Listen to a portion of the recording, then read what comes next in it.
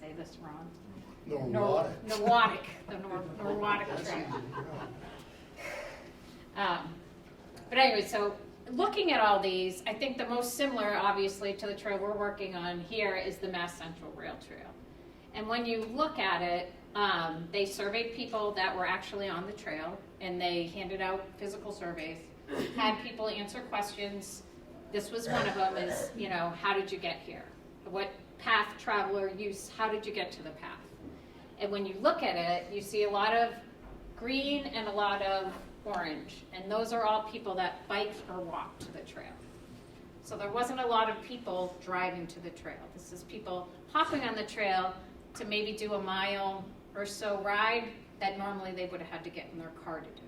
But now they have a safe option of a way to get there. Or it's people commuting and coming from other communities and just riding their bikes far distances. But just to give you an idea of, if you look at the Cape, the one that has a lot of blue, that's where people drove. So if you're a destination like going down to the Cape, you get more people that are going to drive and want to park. But typically when we get into these towns, it's people that are people in the town that are using the pass. And I think another thing that kind of showed that, and it's why I included this one down here, if you look at the green is daily, the pink is 4 times a week, and the blue is 1 to 3 times a week. This is the number of times people are using the trail. So if you look at, you know, more than half of these people are out there several times a week. So to me, that indicates they're part of the community, and they're the ones that are actually getting to use the trail. And I think that's really all I had on that one. And then economic impacts, everyone's worried about that, right? So normally rail trails are funded by, the construction is funded through the state or federal options. The town is usually responsible to get funds for the design. The design piece is usually 10 to 15% of whatever the construction's going to be. There are several options out there for the town to try to get money to help fund the design piece. There's, you know, Mass Central, the Mass Trails, thank you. Mass Trails, Safe Routes to School, or Safe Streets, it's now called. But there's, Complete Streets. There's methods out there for towns to get money to help them do the design. I think that was that. And then the other thing, the maintenance of the trail and liability of somebody on the trail. The town is responsible again for the maintenance. One of the things that you can also get grants for is if you need specific equipment, like snow. I know one town in Williamsburg got a grant to get a snow plow so they could plow the trail. So you can do that to get equipment. You can also apply for some maintenance money as well to help support. You can get grants to help support those funds or help those like the DPW or whoever in the town is going to be responsible. And then as far as liability goes, there's no additional liability if you're in a butter, you know, that will be, that you don't take any liability on. And as far as the town goes, it's the same as any other public space. So if you have a park or a playground, they already have in place insurance or whatever you use to protect yourself. And it's just, it's an open, it becomes one of the town's open spaces. Liability, so if a tree from my property falls across the trail and hits somebody, I'm not liable? Is that what you're telling us? Well, I am not a lawyer. I am an engineer. I'm Well, going to put that out, number one. You gotta be careful, Yes. you gotta be careful Okay. with the language you use. Yes, If there's no okay, liability, yes. there's no liability, Okay. and that's what you Because said. DCR did come and speak to the town in 2017, and it's on tape. Okay, And it was basically, yeah, you are liable. okay, okay. What year was that? 2017. You came to some of the meetings. I'm not a lawyer. You can spill coffee That- on your that's leg fine. at McDonald's and get and sue, so I don't want it, you're right. I'm not expecting a No, legal no, and I answer. don't wanna I'm speak just to trying that. to clarify, you made Okay. a statement, and it Okay. needs to be understood that Yes, you're not a lawyer. yes, I am not, yes, Okay. it's on record. Very good. I'm going to erase that off of my thing here. No, for real, I don't claim to know, and yes, we And can, I will say on the, for the specific example that he gave, at least on walking trails, I know of a case where a neighbor had a tree that was dead, and it was reported by the people maintaining the trail, and it did come down. It didn't do much damage to a person, but it did catch an edge of a person, and the owner of the tree was liable because the tree was dead, and that had been reported as being likely to fall off their property and Okay. damage else. Okay, yeah, So, no, but I'm there's gonna this say, I'm gonna qualification. retract that, Yeah, I'm yeah, speaking out of Yeah, turn. I'm just This saying is that with documentation qualifications, that you I can got- be yeah. liable, but you Yeah. have to be. Yeah, so I'm gonna strike that from the record, as they would say in court. So then property, community impacts, just generally speaking, this is a couple of studies that I put up here again. This was economic value of walkability, that was from 2017, that's a little older. This was the survey that they just did in March 2021, but just showing, generally speaking, property values increase as you add these shared use paths to your towns, because people like them, people want them. They want to be able to, like you said, in the neighborhood, you want to be able to get out and just go for a walk and have this nice trail, see trees. And then, users spend money in communities when using the path. So this is kind of two-sided, like, you know, maybe someone in Hudson hops on the path, comes down to Berlin, goes right by Berlin Orchards, you know, they hop in and they can, you know, go get a cider or paint a pumpkin, you know, at certain times of the year. So it kind of also benefits you traffic-wise, because if anyone's been to Berlin Orchards, I'm sure, during the fall season, it's a madhouse there. And having another option, another way for people to quickly be able to get there and safely be able to walk there or bike there is a big asset. And then just general safety, I kind of threw that topic up here. So neighborhoods, I know people, and again, this is on a rail trail, so the majority of the project doesn't have homes right adjacent to the path. There are some, I'm not saying there aren't any. But in areas where there is concern, and Berlin Orchards would be a good example, right? They don't want people going off the trail getting their apples. There's ways that we can protect properties. And I kind of showed some photos here of, they have the fence, which is a nice solid fence, probably 6 feet tall, but they've also kind of mounded it. So now you're really blocking maybe closer to 9, 10 feet, but you're not walling in a path so that you feel like you're driving right next to a wall. Can I just, because Oh, DCR, sure. we asked that specific question to DCR, Yeah. and they do not encourage the fencing because it blocks the views of the people using the trails to the landscape. Yeah, so So we don't want to fence off an entire trail so that you get on and you feel like you're in a tunnel, But right? they were Like, saying even I for can't- butters. well, So that's what I'm just. yeah, trying to yeah, I understand. hear you, but that's not the case. We will absolutely be able to screen for butters. But And doesn't- whether it ends but up doesn't the having, DCR have to approve all that? they might not want it within their right of way. I think that's probably what the issue is. But we should be able to put something along the property line. So these are kind of like what you're looking at here is probably right on the property line. I don't think they want stuff within their right of way. That's gonna be their issue. But I think it's something you could put along the property line to screen. But the homeowner would have to pay for it? No. No. I've never, I don't know, you can correct me if I'm wrong, but I've never I've seen, never had, on other projects, I've never had to do that. yeah, I've never seen the homeowner be responsible unless, again, if you're working in Clinton or if you've been out in, I've been yeah, you've been out in Northampton, I mean, is that a thing that ever? everywhere. My house, it's 8 feet. 8 from- feet 8 feet from from the trail. a trail? And do From you one have, of the earliest municipally built rail trails on Earth. yeah, and did they provide screening? No, No, you had to provide screening? I've only been there 25 years. The trail's been there for 42 years. Oh, the trail was there first. Okay. I could tell you the one case I know of is the Washington-Baltimore Annapolis Trail down out of the DC area.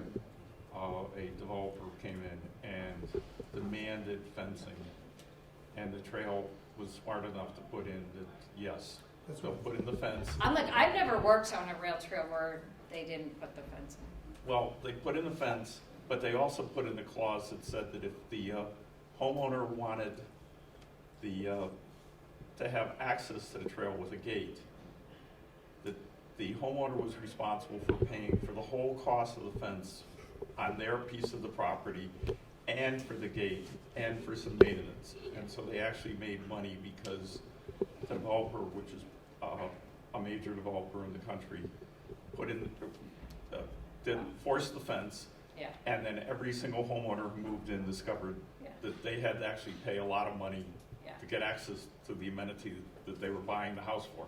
Right, right. Again, I can't speak for every case out there, and I've worked on a lot of, like the city of Westfield, I've worked on a lot of these trails. And that is part of it. I mean, nobody wants, this is a very long trail, right? They were trying to make hundreds of miles of trail. No one wants to make all the abutters angry. No one wants to make, they want this to happen, right? And I think we stay, if you stay, I can totally see DCR not wanting stuff within their their property. But I cannot see any resistance to putting fences along the outside of the corridor to make you feel like safe and secure in your property. And really to define this is the trail and this is not, right? So people aren't wandering. Are those, the fences all only as long as the property line, or does it go further? Well, I think in the cases that I've worked on, like you'll see here too, the trail will come in, the trail will go out, right? So, and then again, there's a handful of spots here, I think, where there are homes. If you run the trail, I'm not gonna end it at property line to property line. If you run a fence for a while, then you can prevent people from walking around it. But typically, again, this is kind of, you put the fence up, so when you're looking out your back window, you're not seeing a trail, if you don't want to. And if, really defining the edge, that this is someone else's property, I don't want you sitting here and resting, you sit and rest within the layout and keeping people off your property. And then the other thing, just, I know people get concerned about emergency vehicles. You know, anywhere there's a street crossing, emergency vehicles will be able to get in and access and help people in need. And then the other thing that comes up a lot is crime rate. And basically the crime rate typically reflects what your crime rate in your community is. And one of the other things is sometimes, again, like if you've been, which you probably haven't, under the 495 when we walk the path to look at it, you know, everything's graffiti, there's beer bottles. Like when you have these abandoned rail beds, people tend to hang out there and do not nice things. So when you clean it up and you make it look nice and attractive and people are constantly walking up and down, it sometimes helps to decrease crime as well. So I think that was it. Nope, environmental. Is it mostly quality of life crimes? Or are there more serious crimes than that? I think what I'm getting at, unless, again, you can correct me, is that it's typically not going to change the type of crime that you have in your city or town. If it's a city or town where, like you're in downtown Boston, a little more trouble's going on, you're going to probably get that similar kind of thing here. But if you have like drug users that are hanging out, like I said in Westfield, there was tents, people living on the tracks, like if you clean the area up, then they're less likely to hang out there and do. But where you see crime, is it typically quality of life or is it worse? Yes, quality. Quality of life, I'm not sure what. What is a quality of life crime? Yeah, I'm like, I don't quite Littering, understand. Littering. Graffiti. Littering. Oh. Yes, Not misdemeanors, Yeah. not felonies. yes, that's it, yeah, so what you. Or do you see assaults and worse? No. No, you really don't. And I think, again, like I'm saying, it's more, because it's nice and it's finished, there's more people out there. You have people. So people are less likely to do, you know, bad things when there's witnesses, right? I'll talk about graffiti. Okay. Several years ago, we did see some graffiti starting to Oh, take. sorry, place. 1 second. Name and. My name is Craig Della Penna. I live 8 feet from one of the earliest municipally built trails in the Northeast. We operate a bed and breakfast there. I'm specifically there because I was beaten up at a hearing in Keene, New Hampshire, where people said 1,000 reasons why they couldn't or shouldn't build their trail. And besides, you don't live near one, don't be telling us what to do. So I got off the highway that night and I found a house that was 8 feet from the trail, and I said, I'm buying that house and taking that argument away. We moved in, we had contractors there for 14 months rebuilding a house. We won a Historic Preservation Award, and the home was featured on Home and Garden television. And we lived there, we have the most fun time.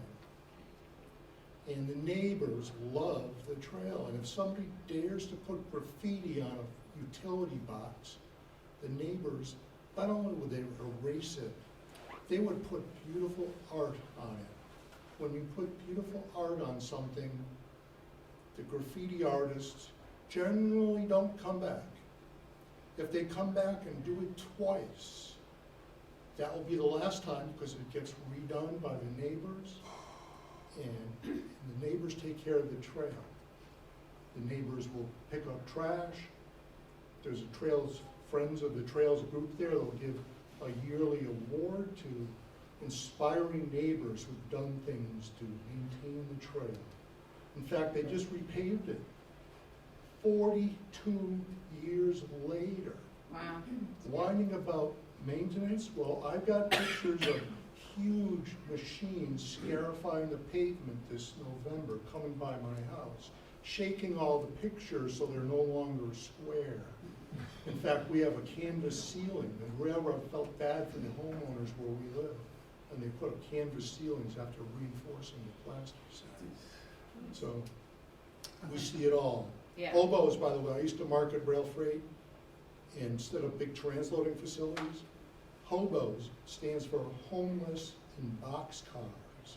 Today, they're plain old homeless, and they're still attracted to dead railroad corridors and to live railroad corridors. That's because we have a shortage of houses to properly house people, so they end up near the dead railroads on occasion, but not always.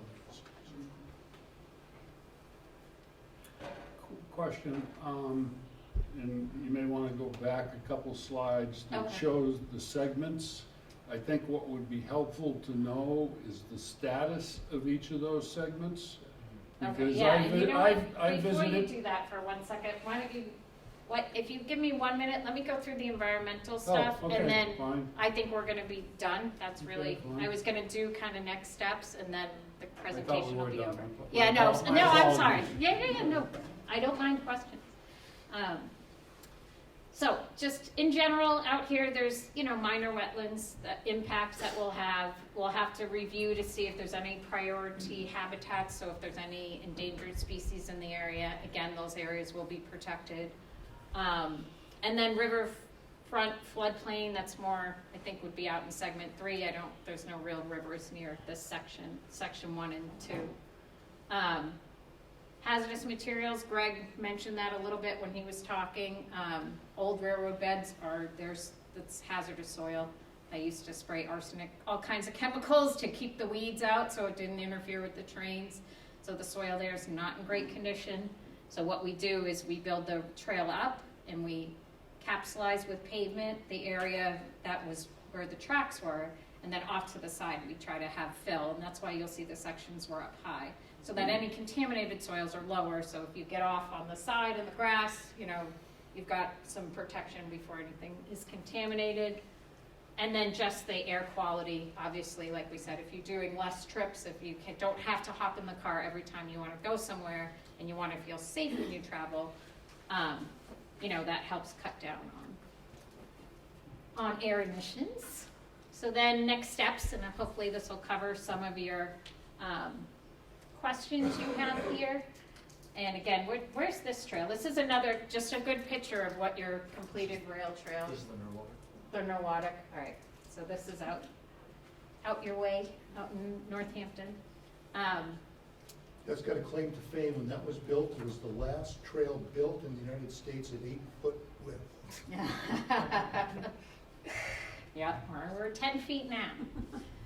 So our next steps, we want to confirm our project segment limits and the alignments. So what we showed you here is, generally speaking, that first alignment, which was segment 1, was shown in red. It was right along the rail corridor, goes from the Hudson Town Line down to Colburn Road. That segment is at the point where we'd like to go get survey. Someone will fly, they'll fly the corridor to get survey. Get that surveyed and kind of really nail down what a good alignment will be through that section. The other segments, 2 and 3, are a little more up in the air. That's a little more, again, it's not, we don't have the right of way to complete those segments. So those are kind of a little further back, more in the concept stage. And while the survey and design starts to get nailed down for this segment 1, we'll hop on moving the other 2 segments along. The next step, once we get the field survey, so now we have all our existing ground information, is, okay, how are we going to build this? And this is where we will be looking for funding options. So whereas it's Mass Trails or it's the Mass DOT TIP funding, locally funded for if we have to for some of the design, and then the other places we mentioned, the complete streets, shared streets, and the DCR grants. And all those are ways to get money to build and design the trail.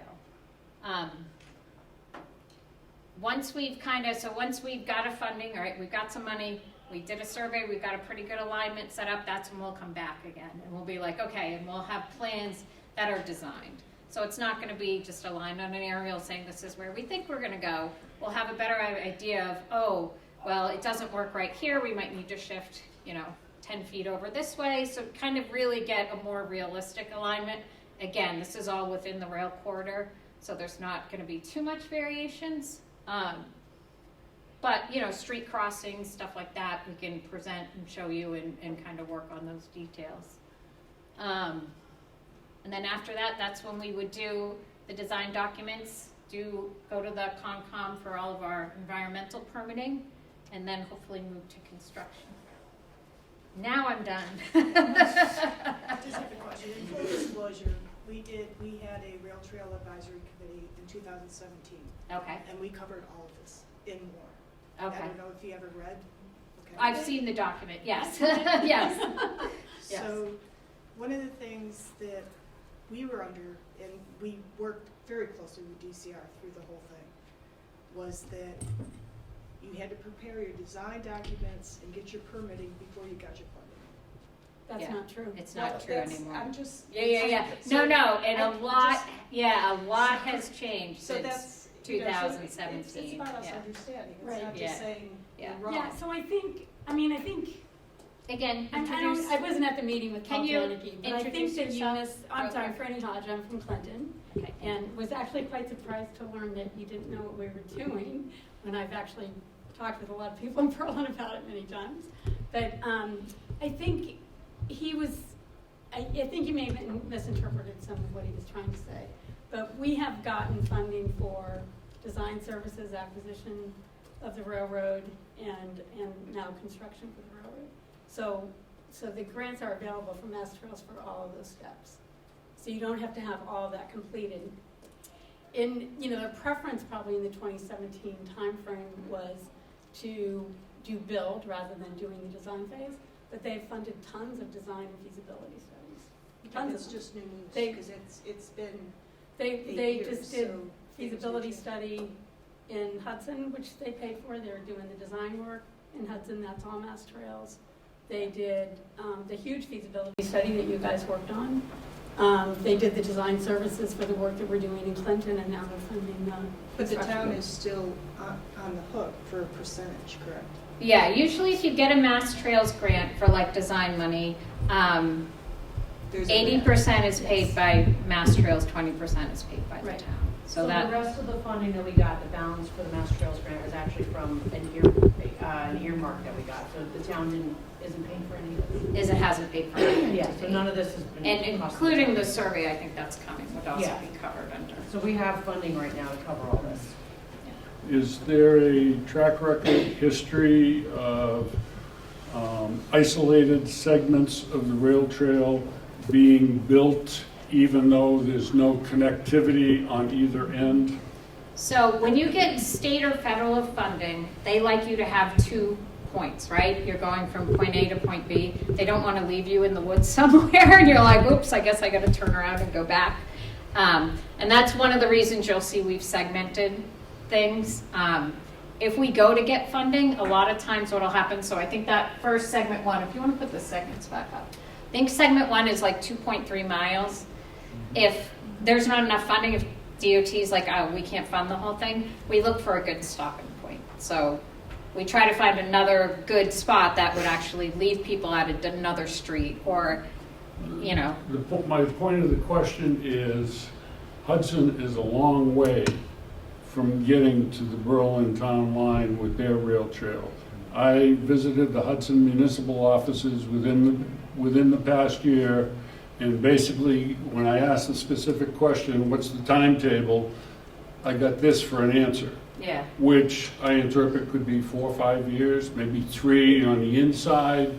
And it's I have some construction background. From a construction standpoint, you want to be in a continuous build project, not pick out 2.3 miles, build that, and wait for the ends to come in. That's very wasteful of taxpayer dollars. And I don't know what this whole program, what the approach is, and I'd like this some program, information on that. This program is about breaking it and building it in segments as the individual Isolated towns. segments or connected segments? It will be isolated for the time being, but like we said, Hudson, we're doing the exact same thing with Hudson right now. We haven't gone to the public yet, but we've got the survey and we've put together an alignment. Now we're waiting to get more Mass Trails money so we can get to the next step where we go and get design. And that's, What about the Mass piece? DOT, the Mass DOT has approved that project. So that project is on the state list.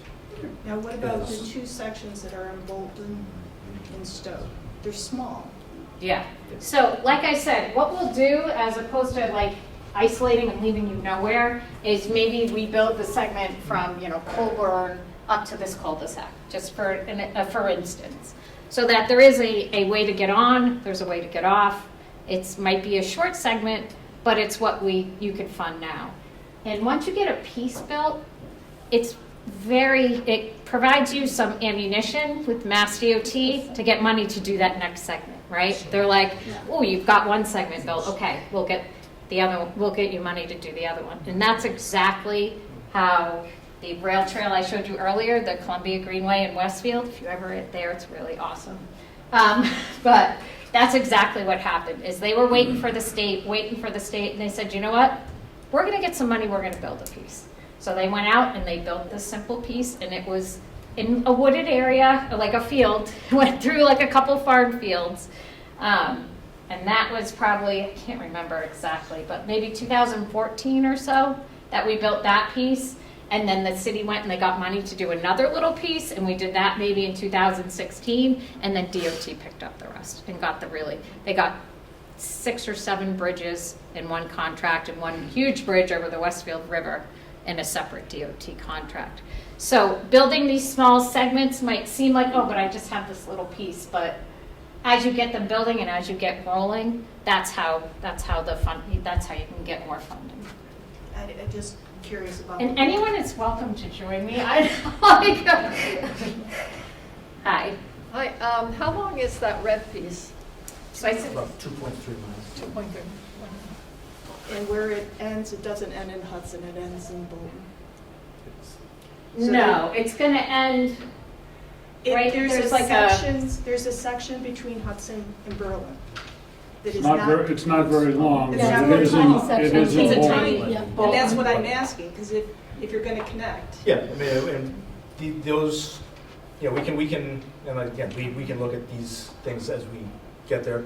You know, we'll figure out, you know, Mhm. like we haven't done the survey. Yeah, so that's the type of So stuff. that would be part of the survey, Well, as far as at least identifying yeah, where well, the yeah, endpoint. yeah. So once we actually get all the survey that we, you know, we can decide, you know, figure out, we have survey through all of Hudson for that whole area. But So then in a way, there's sections. Yeah, no, I know. in a way, you're talking and selling futures. yes, in a way. I mean, that's.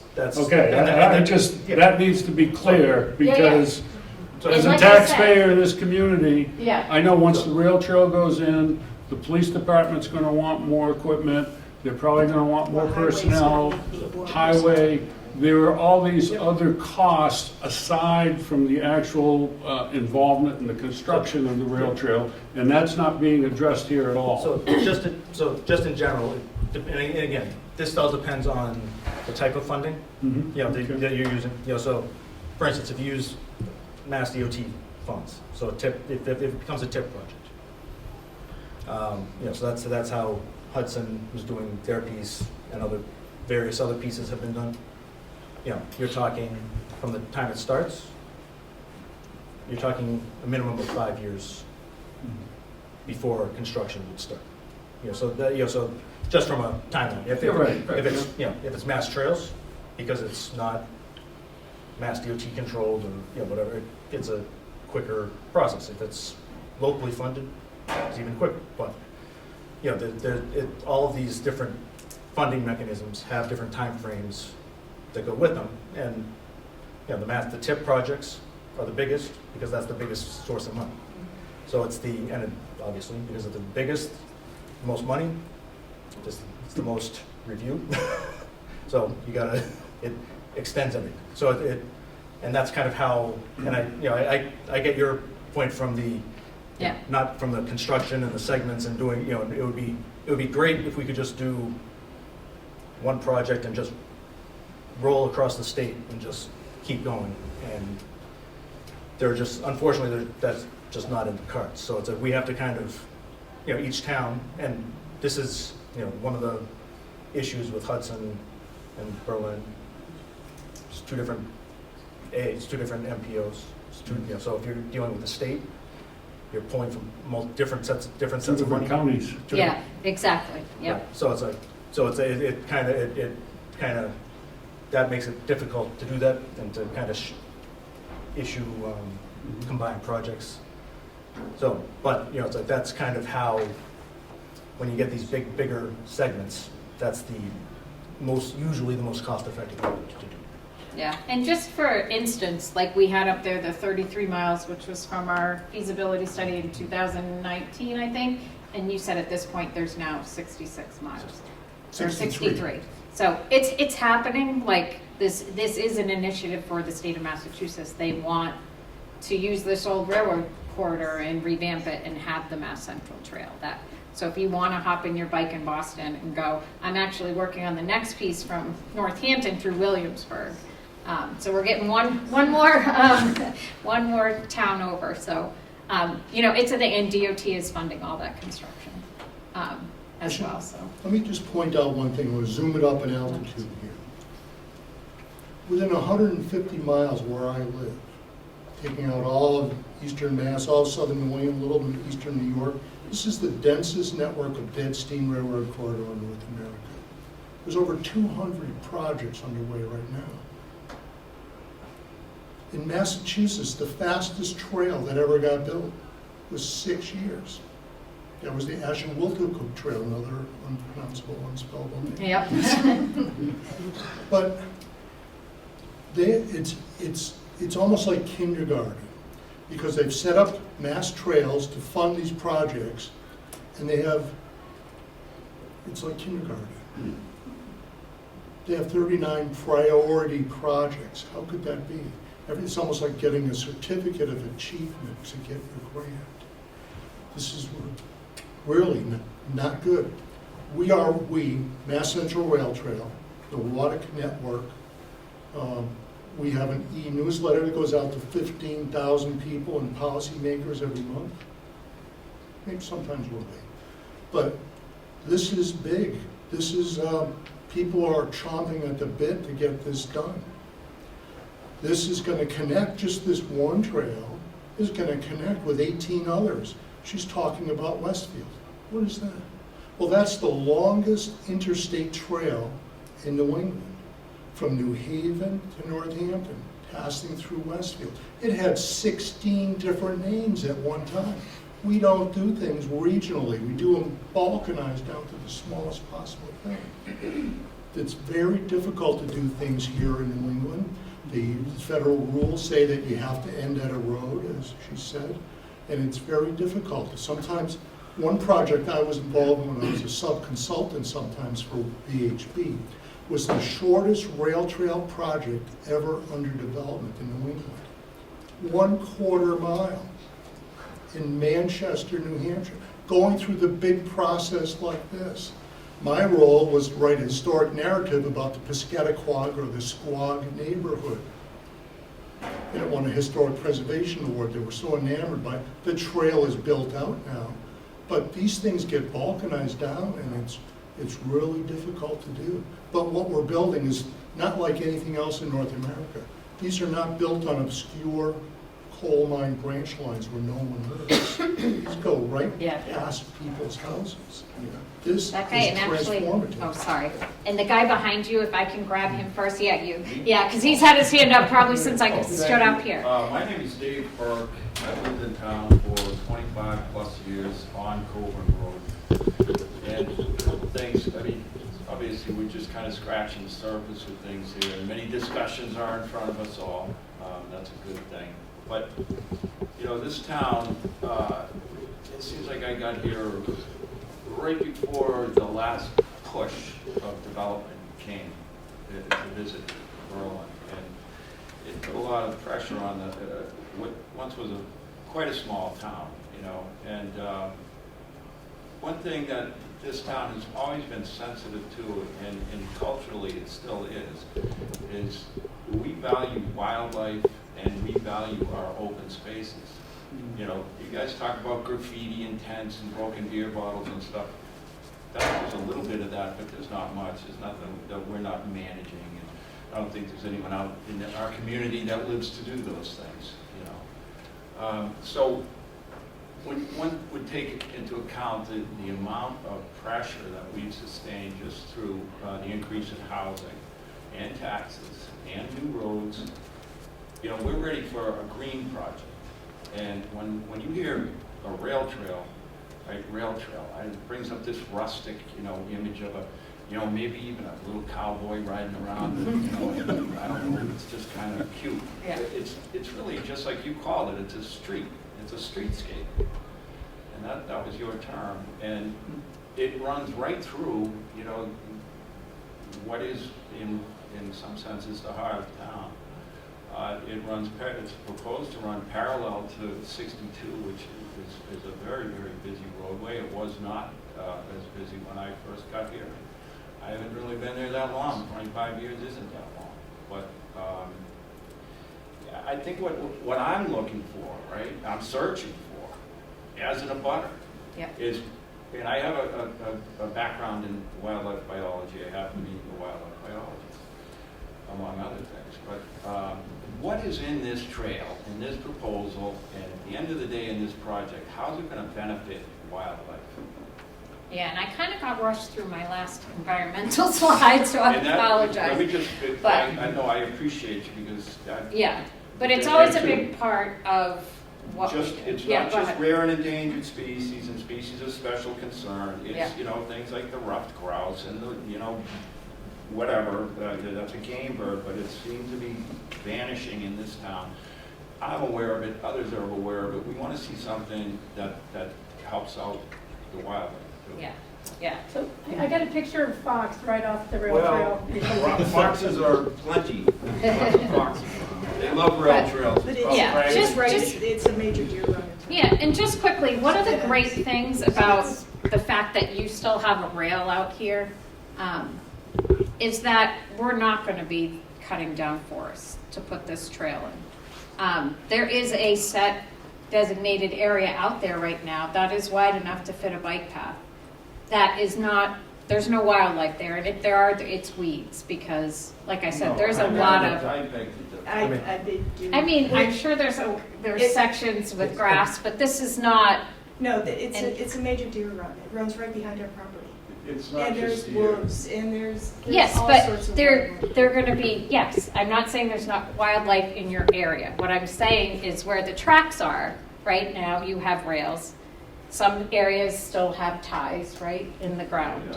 Yeah. So that area right there is number one, it's contaminated. You don't want animals hanging out there. They might start glowing. No.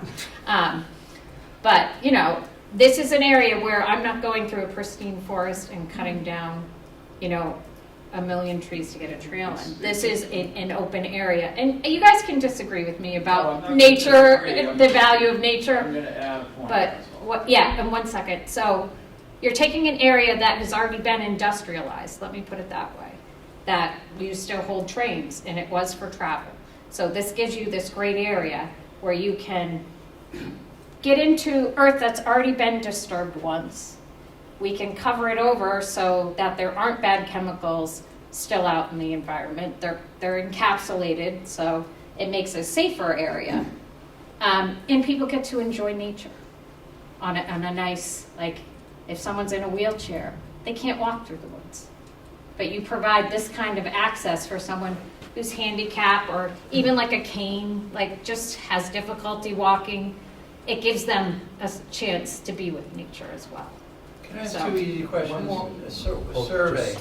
Just to follow. Just one more follow-up, and Yeah, then no we'll have to problem. move I on. mean, it's, sure, look at, I take your point, all right, as far as, you know, it was industrialized and now it's, well, it's recovering is what that's called. Mother right? Nature's taking it And back over. That's one. Number two, I've walked end to end this trail to the Whalen substation many times. I know that whole route by Yep. the back of my hand. I've also worked on it, and in a couple of different capacities. What I notice and what is documented is when a road goes through wild areas, it's called fragmentation. It's not just about, you know, there's no plants here or it's contaminated soil. You are in turn providing a runway for things just like the woman's fox to run up and down and predate all these, you know, natural animals that don't need the additional predation that comes along with fragmentation. And, you know, there is a science behind all of it. It's not just, you know, no plants there, no wildlife. And some of these areas are teeming with wildlife, which Yeah, I'm well, happy to get into. I guess you're not preventing wildlife from still crossing the path or No, going right, there, or, in fact, you're you know, encouraging it to use it in a sense, laterally, you know, I mean, lengthwise. yeah.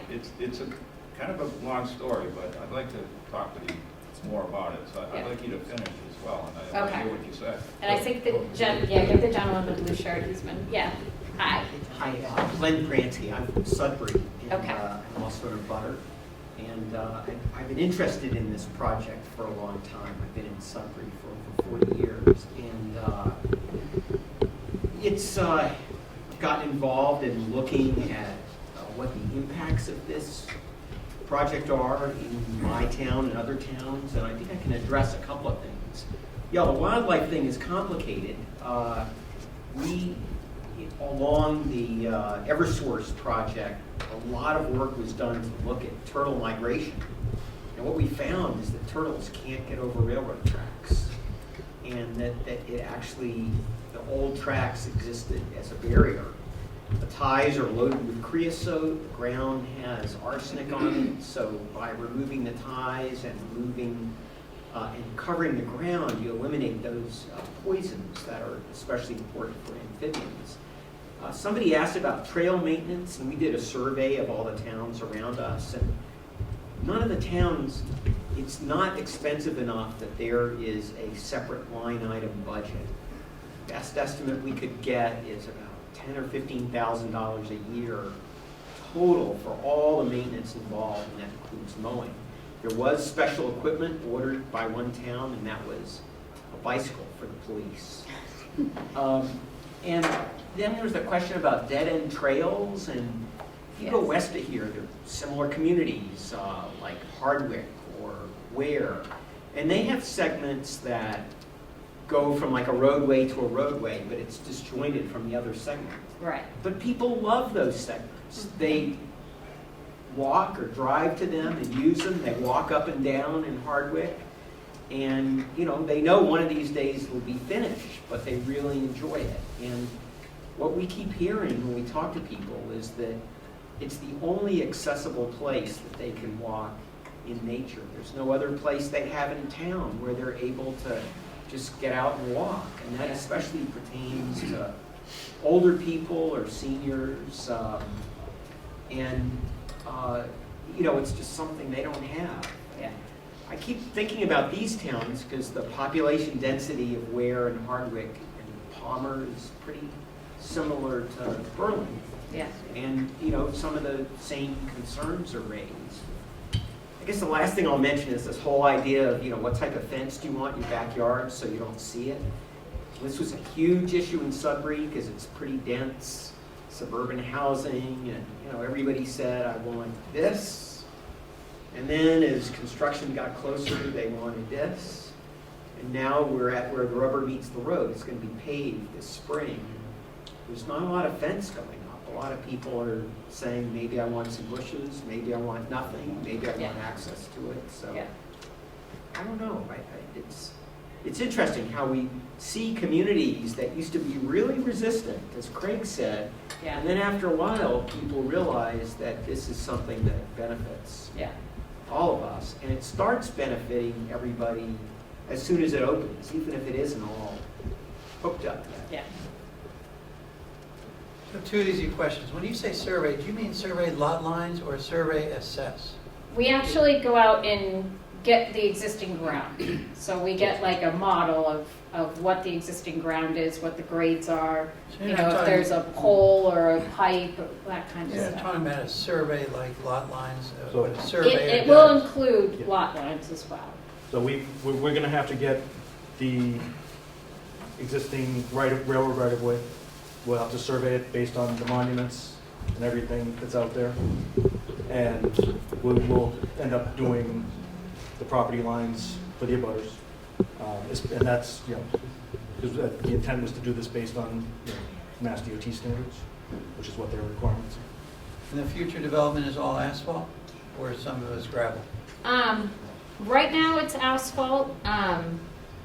Like I said, when you have a rail trail, they kind of prefer asphalt because it will kind of encapsulate, like we said, the creosote, the arsenic, the chemicals.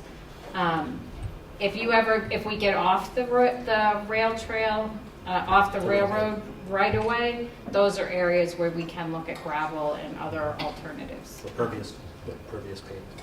Yeah. Speaking of Thank you, maps, thank you. if you go to masscentralrailtrail.org, click on maps, we have a scalable Google-style map of the entire corridor, what's open, what's not. But we also have a complete set of VAL maps. During World War I, the federal government nationalized the railroads and inventoried everything they owned, including the land. We have a complete set of VAL maps of this 100-mile corridor online. So you can go and figure out your section here and see what it looked like from the perspective of 100 years ago. What is the timeline as far as your survey? Mass Central Rail Trail. So, we have to talk to the town, but the goal would be to get the survey done by, May, June. the idea would be to fly it. So, you know, part of where our goal is to, you know, fly the corridor. To do that, we would want to do it in April. Just Before all the leaves based on come in. trees and the sunlight and everything, that's one we do. And then there'll be additional after that, but the goal would be to be wrapped up by June. Were you actually able, when you, I take it you walked it, on Walnut Street, the one that's below grade? Mhm. That hasn't been passable in years. Yeah, it's Yes. wet. It's Were very you wet. able to get in there? Yes, Yeah, We, yeah. so we watched that whole Yeah. thing. It We wore was- boots.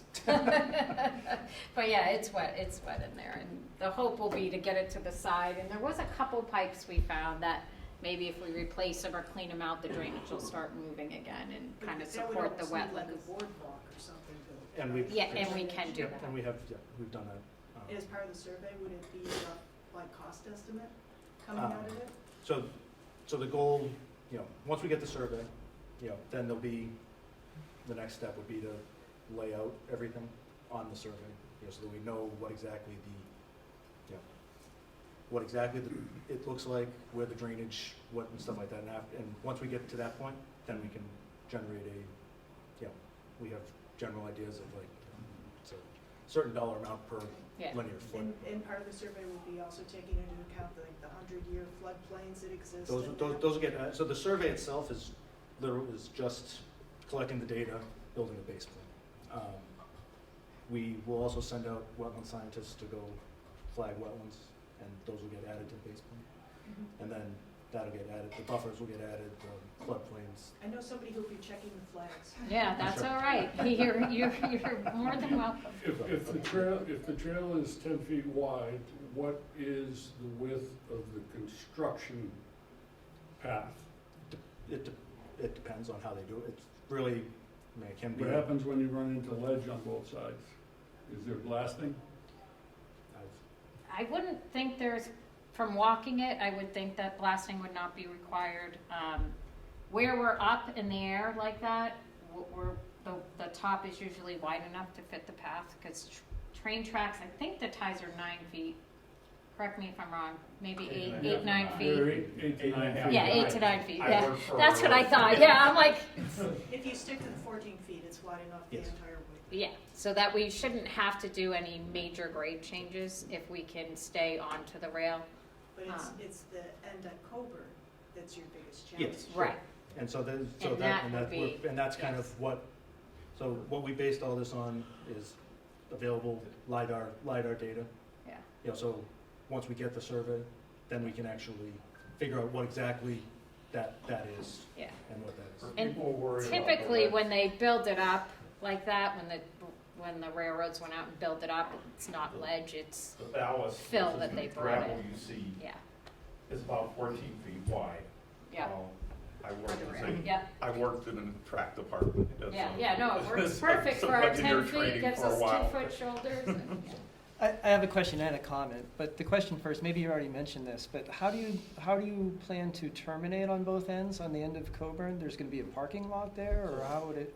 So it's something where, Again, Kind of, yeah. this will get fleshed out once we get survey. I mean, you know, And, we yeah. looked at, but Yeah. yeah, the intent would be to have we call them trailheads. And what you do is you'll see sometimes they'll have little kiosks there that have maps on them, or, you know, they might have bike racks, so if you wanna park your bike, I don't think you'd wanna park your bike there.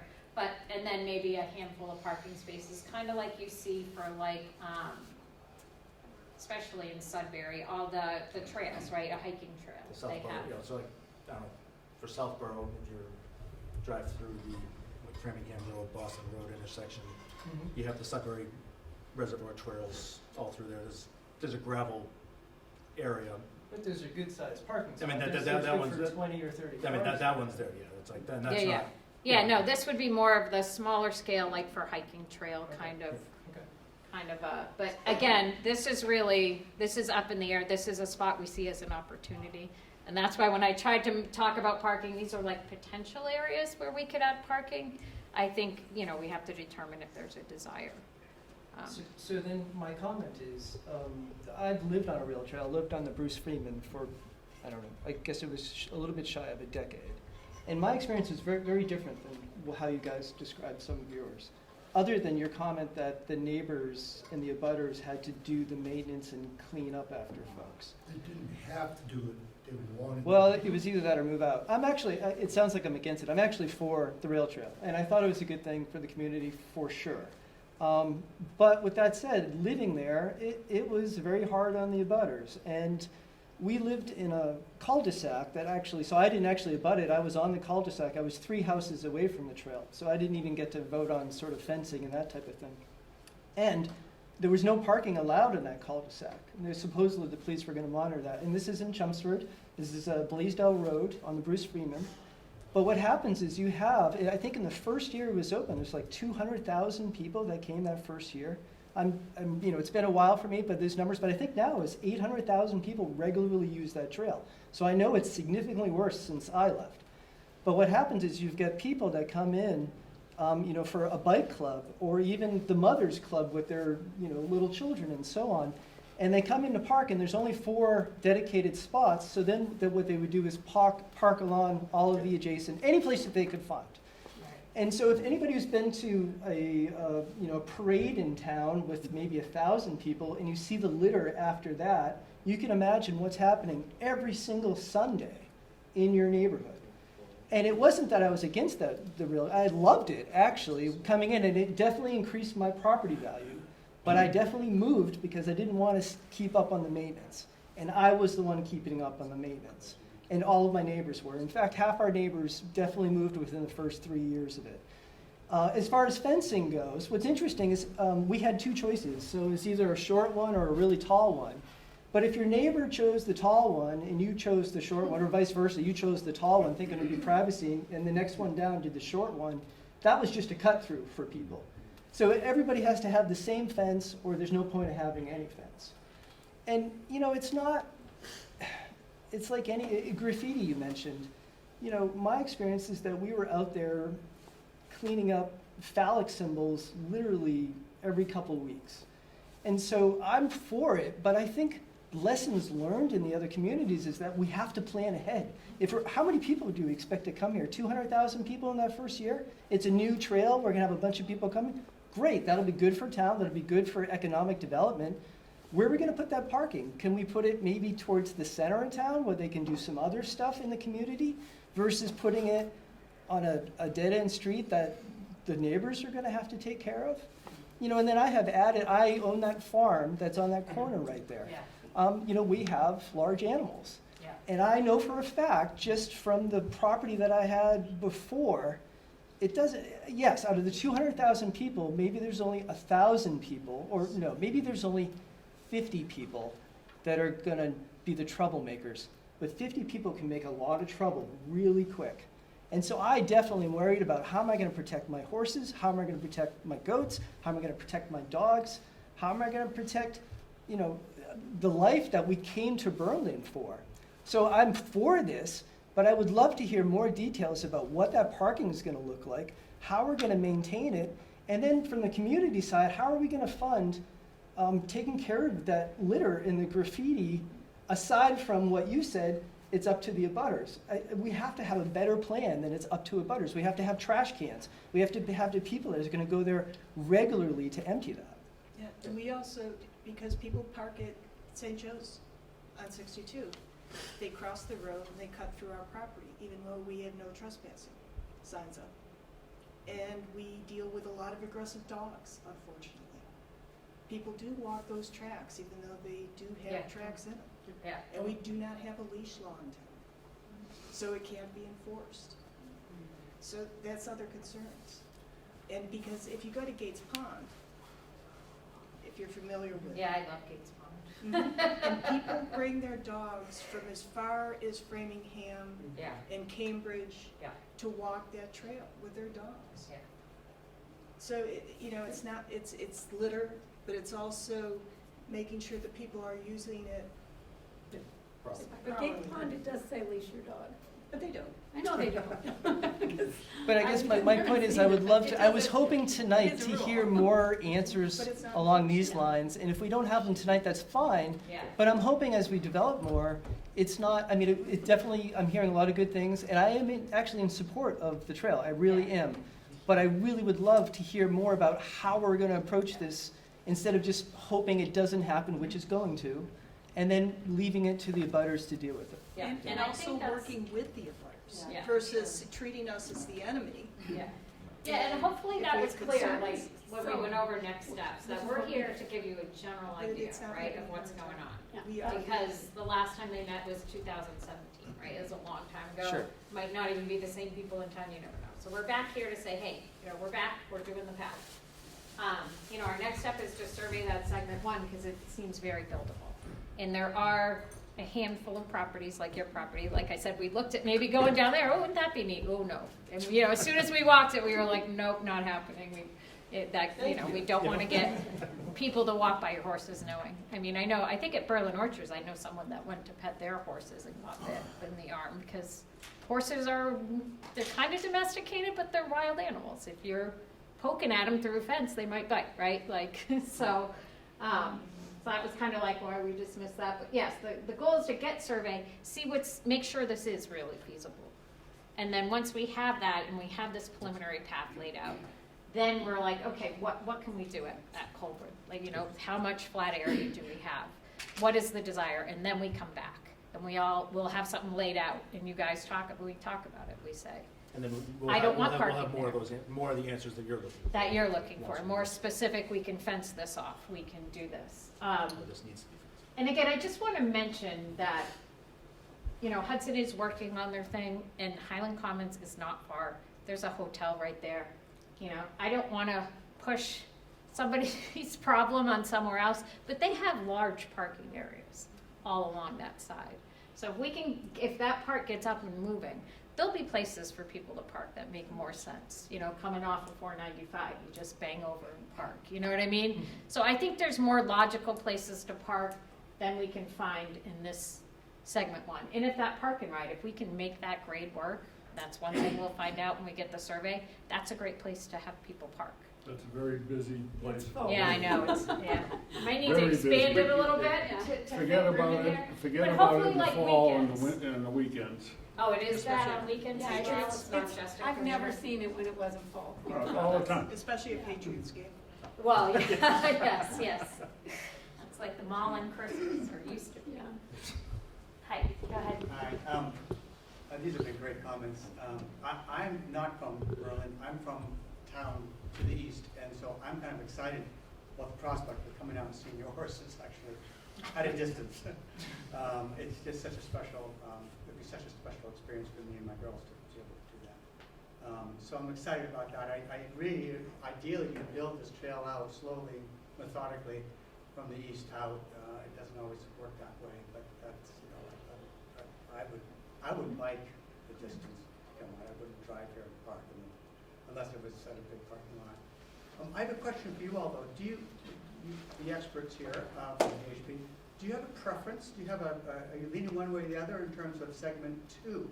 Do you think do you avoid conflict and abutters and whatnot by going through the woods? Or do you want to come down and try and get through the Five Corners area? I mean, and again, this kind of, there's a couple different I know they're different options, but options and certain things that are driving it. Yeah. You know, from a Mass Central Rail Trail strictly, you know, I think the easiest and probably, yeah, the easiest one to actually build is to go up Randall Road and up. I'll go up. And Go up go up west. But Yeah. that solid segment 2 section Yes. is densely populated, and a lot of those homes are very close. So, Yeah, and so that's what the option that goes up is the one he's talking about. It goes away from the Right, houses. but I'm talking Yes, the the- solid, so the solid yellow section, segment 2. so the solid section, that's the area that has where the railroad corridor Right. is. So I was going to follow along with that, because I know there's a lot of houses along there. Yeah. You're up against conservation land, and there are existing roads and paths to that conservation land. Is there anything that says you couldn't go a little bit further to the north and get away from those folks? And again, so we have, and this comes back to survey, I know. once we get survey and stuff, but, you know, yeah, we have a corridor, there is so we can definitely push to, it doesn't specify where within the corridor you have to go. But then, we can definitely look into and discuss, we'd have to dive into what the conservation land, And you haven't done that yet. we haven't done, But the dash line does sort of go through that. Yes, oh, right, Yes. and we And understand, there are trails already it. there. Because I don't know what folks think about here, but. Again, an area that may be gravel as opposed to paved Right, because. which we have a. I don't want to, love. if somebody else Yeah. has a question, I'll ask you after. I did want to comment, my name's Don Byrne, I'm from Westboro, and I'm the leader of an effort called BWALT, which is a community trail, Boston Worcester Airline is what it's called, but it's actually from Framingham to Worcester. But it also intended from the beginning to have a link that comes up to Five Corners. And after getting Westboro started, Northboro has now decided that they're interested. And so I was going to come back to Berlin, which I've spoken to. In fact, I was commenting that the first battle I had with MWRA will be 25 years ago next month in this building about using the aqueduct. So I'm hoping to at least start advancing that, and I want to make sure that Yeah. as part of your planning, doesn't necessarily mean that it isn't better to use the other one, but you should think about Yes. how would you tie that in? And it That was, was, that was kind of, that was kind of why I prefaced that with MCRT, strictly speaking. yeah. Yeah, no, I realize that. I'm just Yeah, simply yeah. saying that, Yeah, no, In you five know, corners. trails make the most value if they're they're connected, connected, yeah. and Yeah. it's like, I agree, and, so, and, so going back to Caleb's question about coming, I'm going to probably start pulling out, my stuff and, starting another battle with, Yeah. MWRA. And I think Five Corners was on the crash list, right? Yes. Like, so it's one of the state crash sites. Oh, yeah, it's got a So lot, which would it be- has a lot of challenges no Is it- matter what. Is and, a great way to get funding for your project. It stinks when you have a crash location, but it's a good, a high crash location, but it's a good way to get funding. So that is a section Five Corners that maybe Yeah. you try to get on the tip Part and of have the the reason state I come actually, in. when you mentioned the crash data, I can honestly Yeah. say that part of the reason things are starting to move more is that the state has also identified that the Route 9 corridor, which is what the main core of my trail follows, has terrible bicycle access. Yeah. And the fact that we already have a plan that is close, not always on 9, but close, they're starting to say money may be available, so all of Yeah. a sudden, the rest of the pieces are becoming More attractive. higher priority. Yeah. So just quickly, so in segment 2, if I'm understanding the map correctly, did you look at using the Old Town Road instead of the actual rail bed? Because that pulls the trail away from the abutters and a lot of the homes and gives them a lot of privacy, and it's already an existing walking path in Berlin. so, I mean, we did, and we'll still, So it's above that Yes, solid I- yellow. yes. Yes. But I think that's would be much nicer for the people that live closer to the railroad bed, because it pulls the trail away from them and gives them a lot of privacy between yeah. the And rail it's also, trail and their homes. yeah, so, yeah, we did, this, we just kind of, So you're really just sort of showing this is parallel? this is where, Yes, and this is. This where- way or this way, Okay. that's it. This is where the rail corridor, this is where the rail Because corridor I think I is. can see where the road is. Yeah. Right Yeah. above it. Yeah, it was just a this way, that way Yeah. thing. It's not- When you go through the survey process, are you wanting to survey all of these options? So the intent was, this first section was to, or this first period, was to survey just segment one. When we fly it, more than likely they'll fly the whole thing. So we'll have it, just not prepared. And then have further discussions once I was also a comment on people worried about maintenance, and including trash pickup and things like that. Rails to Trails, in about 6 years ago, put together a very good spreadsheet that they've been updating that will give you a calculation of what the maintenance cost is per mile for a trail.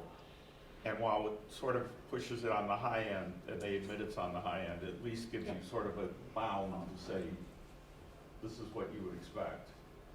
And I can say that for the 10 miles that Westboro is facing for the trails we're doing, using those calculations, we're coming up with about 50,000 total, and about half of that can be covered by volunteers, which means it's not a significant portion when you're talking and that includes trash pickup. Yeah, and I did want to mention that, but again, it is volunteers, but I know like the Columbia Greenway has Friends of the Greenway, and it's people that are really into bikes, and they go out and they do probably half of the maintenance on the trail, but Sure. you have to there's this excited group to want to volunteer. I think there was someone way in the back, and I had a hand up. Did you want to? No? All right. So, go ahead. Yeah, go ahead. Hi, I'm Preston Turner, and I came down from Vermont. I used to live in Berlin and was on the Conservation Commission here when this project first came up. And at that time, I think we were looking at the 5 towns from here into Weston. And they were all trying to agree to come together to work on this project, and I believe that was about 30 years ago. At that time, Weston wasn't in agreement with the other towns, which I think had favorable votes. Now, we might have been pretty naive at that time frame, and we didn't realize all the issues that obviously are being discussed here from all different sides of the topic. But I'm really happy to see that there's a lot of optimism in this room, a lot of discussion, people who are abutters, who are in favor, that want to see work done to make sure it works properly, and too many people don't come. And I guess I would say not the last thing, but I've been an avid bike rider for years, and as a kid I remember being on the streets of Burlington, Vermont, where I grew up, and you could ride anywhere as a kid, and maybe it wasn't that safe, but, you know, you survived. You didn't have a helmet, did you? Yeah, I didn't have a But over the years, and my experience of riding to commute to Westboro, 10 miles, year in and year out for 10 years, I found that those roads just got to be too difficult even for some experienced bicyclists like myself. So I ride road bikes, I ride mountain bikes, I ride gravel bikes where I am. And part of the reason I can be safe in Vermont is because the roads are not nearly as difficult to deal with as they are down here for bicyclists. I think these networks of rail trails are a great thing for particularly young people who don't really have a lot of options to ride their bikes, just in general, roads these days. So I think that's a big plus. And I think one other topic that came up was you get a lot of people who want to come to these rail trails. I think one of the benefits of this one is extensive. It's over 100 miles long.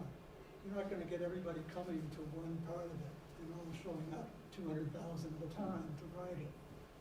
Plus, there are also plenty of crossing network trails to this particular trail. They're all coming online. I think the more trails, the better. I was gonna say, I think that's another problem too. I don't know how long ago it was, but there didn't used to be a lot of them out there, right, running. And now, more and more communities are kind of putting them up everywhere. So I don't think it's as much of a, like I said when I showed you guys those numbers from the survey, like most of the people on there were from the town. They didn't drive in other than the Cape. But a lot of the the majority of the users were from the town and had walked there or biked there. It's not as much as it used to be where people are like, oh, a bike trail, let's go drive 40 miles, because you know what, there's one in the town next door, like, you know what I mean? So it's a little less common, I guess. I just want to follow up on I don't want to get this comment in on the alignment. I'm here because of this guy. He walked me around, and Caleb, and so I'm familiar with the corridor behind Caleb's house, and it's a beautiful corridor. I think that the alternative that he suggested, I think is pretty clever, actually. I'm worried about your West Street piece. That's very tight. You just want to stay off the roads if you possibly can. Yes. Especially if you got young kids on tricycles or bikes. The thought of actually going straight down the existing corridor, dropping down for a very short piece of Boylston Street, just a very short section, then on to Lincoln, is it called? Yep. And then over to the side of the rail tracks. I know it's CSX, you got to deal with them. But if you negotiate a small section parallel to that, no butters there, you've gotten back to your preferred alternative without having to deal with that long stretch of West Street, which is really, really tough. And again, I think we will be looking again please- into more please do, detail. 'cause I We think didn't, that's a clever this is kind of program. from the initial study, the Of course. options for 2 and 3. Yeah, so you're collecting information, but I just want Yeah. to make sure that. No, thank you, yeah. Anybody else? Is any part of the yellow or blue private property that you're proposing? So the solid yellow Yes. is public property. Okay. The dashed yellow is partially conservation land, partially private property. The dashed blue, some of it's a mix. It's a Those mix are of along the road, right? MWRA, it's a mix of roadway, it's a mix of town property, the butters. There's no straight, from what we could tell. And again, there's kind of in that corner, there's this large wetland system. So even if we have public property, we might have to get onto private property around the wetlands or do something, so there's a mix in those And what areas. would it take to get on private property? Town, so depending on. Domain stuff, or? I mean, usually you request, the town requests an easement, well, and it depends on what the obviously it depends on what the property is. We're not looking to get on private property, right next to a house. There's a lot of, privately owned chunks that are, that have been segmented by, whether it's the MWRA's property, the rail, leftovers from different projects that have been purchased, or they were owned, and then, then they've been segmented. People have bought up parts of the rail corridor. So there's a kind of, those pieces, are, you would generally ask for an easement over it, and that's between the town and the abutter. Yeah. Generally, there's a process depending on the funding source, on how that has to go, and generally goes through the town meeting eventually, so. So can the town take someone's property when this happens, if there's enough votes in town to do it? Not,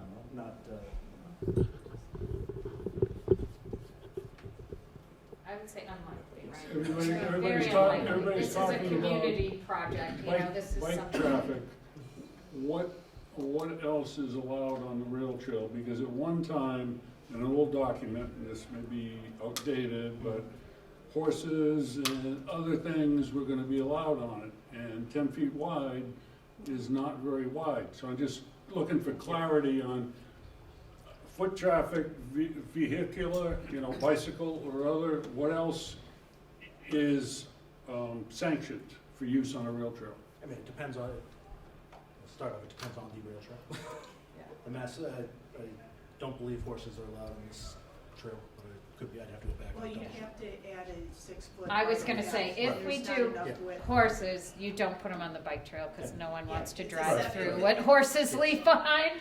So yeah, they do like a 6-foot, Bridle path. more stone, so the horses too aren't on asphalt, 'Cause off to the horses and bikes side. don't get along well. And that would be a decision, again, made by the users, the town, like, Okay. is there gonna be enough horse traffic? If Well, so, do we wanna put in this extra path? Again, the more path we add, the more impacts. Our understanding was in order to do a bridle path, you would actually have to bring the grade down, so it'd be wide enough. Because you have certain parts of that Yes, trail that have some pretty significant yes.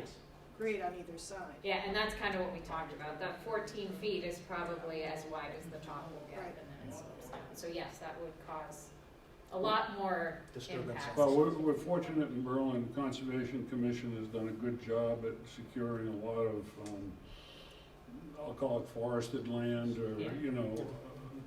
non-developed land for Yeah. horses and hiking. So Okay. Yeah. I don't see that. Yeah, because again, this is interfering. more like an accessible trail through Mhm. nature, and we want a light footprint. We don't want to limit impacts.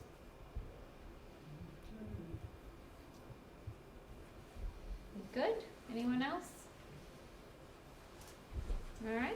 Well, if anyone didn't sign the attendance sheet, it's right here. I feel like I don't want a big blow up on my head. There's an attendance sheet here. If you sign up, we can, update you with emails to make sure you're aware that when we're having the next meeting, or if you guys have comments you want submitted.